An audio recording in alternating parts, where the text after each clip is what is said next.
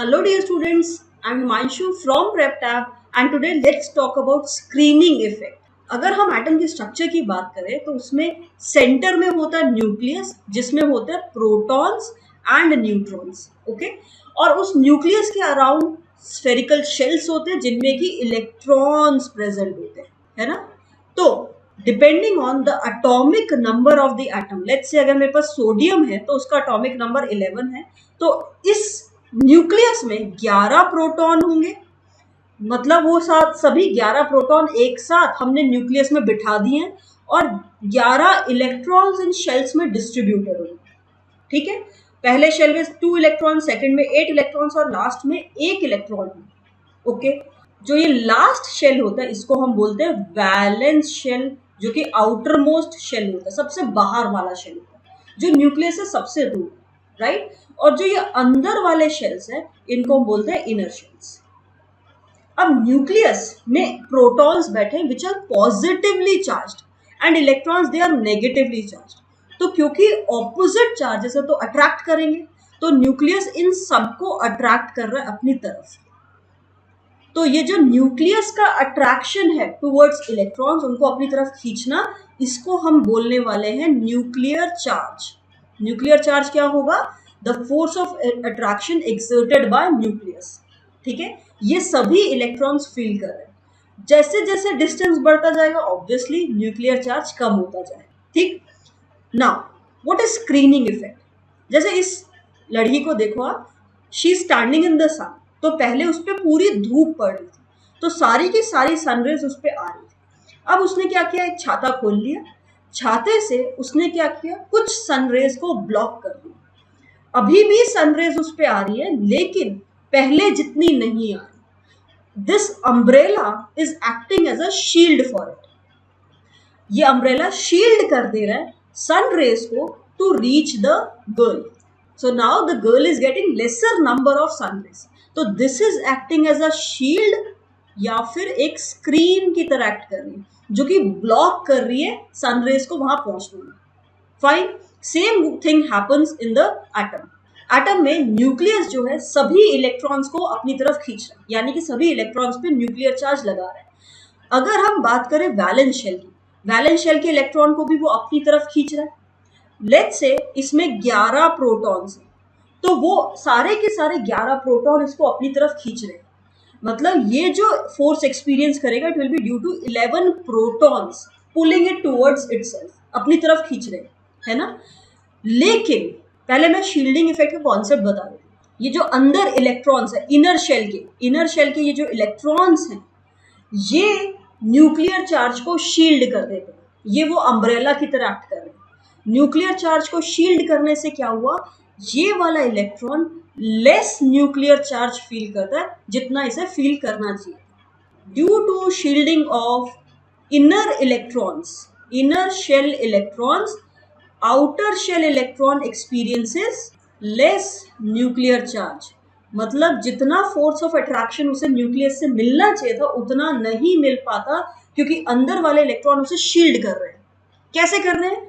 क्योंकि अंदर वाले जो इलेक्ट्रॉन है गाइज वो इस पे एक रिपल्सिव फोर्स लगा रहे होंगे बाहर की तरफ, क्योंकि वो नेगेटिवली चार्ज है ये भी नेगेटिवली चार्ज है, तो वो तो बराबर हो जाना चाहिए। नहीं, इलेक्ट्रॉन्स बटे हुए, उनको हमने डिस्ट्रीब्यूट कर दिया, प्रोटॉन्स एक साथ रखे हुए, तो प्रोटॉन्स का फोर्स ऑफ अट्रैक्शन ज्यादा होगा as compare to repulsive force of electrons, ठीक है।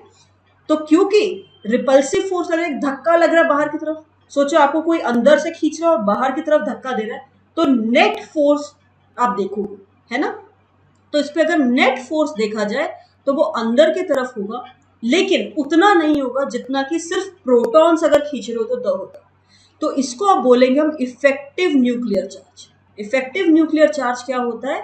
जो न्यूक्लियर चार्ज शील्डिंग के बाद इलेक्ट्रॉन एक्सपीरियंस कर, और ये आपका Z से कम होगा। फाइन, अब हम इसका ट्रेंड देखते हैं कि पीरियोडिक टेबल में इसका कैसा ट्रेंड है। हम दो तरह से ट्रेंड को देखते हैं, एक तो हम जब डाउन द ग्रुप जा रहे हैं, एक एटम से दूसरे एटम पे ऐसे जा रहे हैं नीचे की तरफ, और दूसरा अक्रॉस द पीरियड। पहले डाउन द ग्रुप चलते हैं, चलो तो क्या होता है, लेट्स टेक फर्स्ट ग्रुप। तो लिथियम है, सोडियम है, पोटेशियम है। ये 3 एलिमेंट्स है मेरे पास। अगर मैं इनकी इलेक्ट्रॉनिक कॉन्फ़िगरेशन देखूं तो इट इज 2,1, 281 एंड 2881। मैं नॉर्मल लिख रही हूँ, एसपीडीएफ के फॉर्म में नहीं लिख रही हूँ, सेम बात है, आप समझ जाओ। यहाँ पे 2 ही शेल है, तो second shell is the valence shell, तो इस इलेक्ट्रॉन को खींचना है। यहाँ पे third shell is the valence shell, तो थर्ड शेल के इलेक्ट्रॉन को खींचना है। और यहाँ फोर्थ शेल वैलेंस शेल है, तो फोर्थ शेल के इलेक्ट्रॉन को खींचना है। तो दूरी बढ़ती जा रही है इलेक्ट्रॉन की। अगर डिस्टेंस बढ़ेगा तो यार न्यूक्लियर चार्ज वैसे ही कम हो जाएगा, राइट। तो नीचे जाते जाते जो इफेक्टिव न्यूक्लियर चार्ज है वो कम हो जाता है, मतलब जो न्यूक्लियस जिस फोर्स से खींच रहा है वो घटता है। ओके, अगर हम अक्रॉस द पीरियड जाएं, मतलब लेफ्ट टू राइट जाते हैं पीरियोडिक टेबल में, हम सेकेंड पीरियड की बात करते हैं। सेकेंड पीरियड में कौन आता है? Lithium, beryllium, boron, carbon, nitrogen, oxygen, fluorine, neon, all of these are there in second period, right. तो इनमें अगर इलेक्ट्रॉनिक कॉन्फ़िगरेशन देखें, लिखी हुई है 2,1, 2,2, 2,3, सिंपल वे में लिखी हुई है, राइट। इसमें आप देखो जो वैलेंस शेल है वो सब में सेकेंड शेल है, सभी में इलेक्ट्रॉन सेकेंड शेल में ही फिल हो रहा है, ठीक है, ओके। लेकिन साथ के साथ इनमें देखो एटॉमिक नंबर बढ़, एटॉमिक नंबर का बढ़ने का मतलब न्यूक्लियस में एक एक प्रोटॉन बढ़ते जा रहा है। जैसे मैं लिथियम और बेरिलियम में देखूं, लिथियम में 3 प्रोटॉन है, इसमें 4 प्रोटॉन।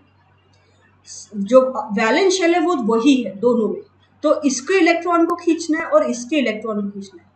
डेफिनेटली 4 प्रोटॉन ज्यादा जोर से खींच लेंगे एज कम्पेयर टू 3 प्रोटॉन। सोचो ना, 4 लोग मिलके खींच रहे हैं और 3 लोग मिलके खींच रहे हैं, 4 लोग ज्यादा जोर से खींच पाएंगे, राइट। जो रिपल्शन लग रहा है वो इन इनर इलेक्ट्रॉन्स की वजह से लग रहा है, तो इसमें 2 इलेक्ट्रॉन इसको रिपेल कर रहे हैं। यहाँ पे भी तो 2 ही है, क्योंकि शेल जो है वो सेम है, तो इनर इलेक्ट्रॉन दोनों केसेस में सेम है, तो रिपल्सिव फोर्स दोनों का सेम है। लेकिन अब अट्रैक्टिव फोर्स हमने बढ़ा दिया, एटॉमिक नंबर बढ़ने से अट्रैक्टिव फोर्स बढ़ गया। तो अगर देखा जाए किसमें इलेक्ट्रॉन पे न्यूक्लियर चार्ज ज्यादा लग रहा होगा, जिसके पास ज्यादा प्रोटॉन्स है उसको ज्यादा फोर्स ऑफ अट्रैक्शन मिल रहा होगा न्यूक्लियस। तो अक्रॉस द पीरियड बस आपको क्या देखना है? एटॉमिक नंबर देखना है, लेफ्ट टू राइट, क्योंकि एटॉमिक नंबर बढ़ता है, एटॉमिक नंबर बढ़ रहा है तो इफेक्टिव न्यूक्लियर चार्ज भी बढ़ेगा। All right, effective nuclear charge बढ़ेगा मतलब न्यूक्लियस ज्यादा जोर से पुल करेगा। फाइन। एक और इम्पॉर्टेंट बात स्क्रीनिंग के बारे में, दैट इज अगर हम सब शेल्स को कंपेयर करें, मान लो एक शेल है, उसमें एस सब शेल है, पी, डी और एफ, चारों सब शेल्स हैं, ठीक है।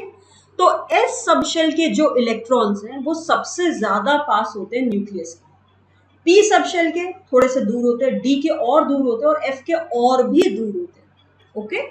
तो एस सब शेल की इलेक्ट्रॉन्स की जो शील्डिंग है वो सबसे ज्यादा होती है, मतलब अगर किसी के बीच में एस सब शेल के इलेक्ट्रॉन्स आ रहे हैं तो वो सबसे ज्यादा शील्डिंग करते हैं, तो उस पर न्यूक्लियर चार्ज कम एक्सपीरियंस होगा। लेकिन अगर एफ सब शेल के इलेक्ट्रॉन्स आ रहे हैं, एफ सब शेल के इलेक्ट्रॉन्स की शील्डिंग बहुत पुअर है, बेकार है, मतलब वो कुछ शील्डिंग ही नहीं कर रहे, मान लो ये शील्ड ही नहीं है, तो न्यूक्लियर चार्ज ज्यादा लगेगा, ठीक है।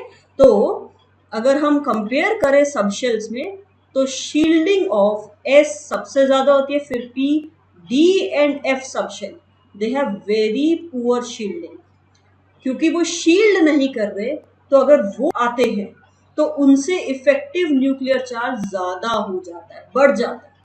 जो बाहर वाला इलेक्ट्रॉन है वो ज्यादा nuclear force of attraction experience करता है। All right, so I hope I have made this concept clear for you guys.